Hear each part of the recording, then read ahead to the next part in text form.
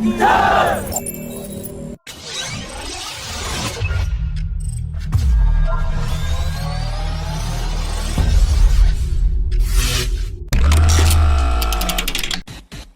the heightened deployment of frontline fighter jet combat helicopters and air defense systems along the LAC, Indian media reports have claimed that India will shortly receive a highly capable long-range air defense system from a friendly country, after which the multi-layered interceptor system can prevent any enemy intrusion in the entire region.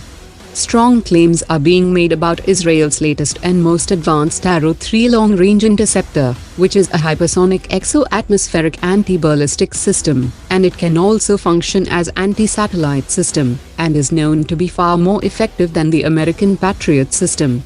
The Arrow-3 program is jointly funded, developed and produced by Israel and the United States, and the price of Arrow-3 is around $3 million per unit.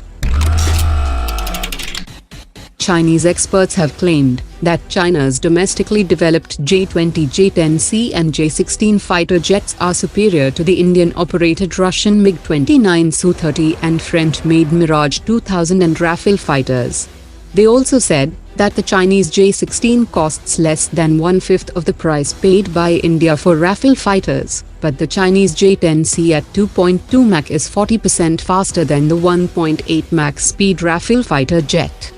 The Rafale has a low flight ceiling than the Chinese J-16, and the 400 km range PL-15 is also superior than the Meteor system on the Rafale fighters.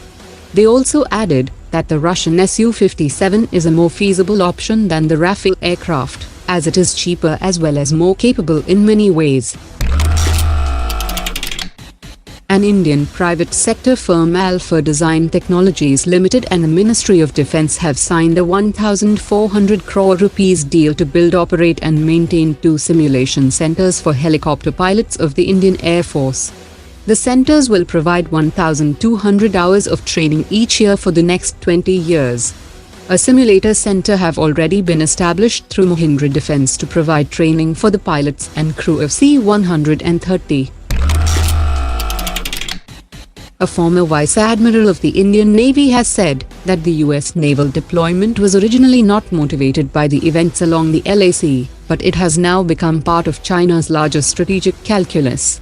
While the first carrier is off the US Pacific coast, the second strike group is near the Philippines, and the third strike group has moved southwards to Vietnam, and this carrier strike group would move to the Malacca Straits and the Bay of Bengal to support the Indian Navy if things spin out of control.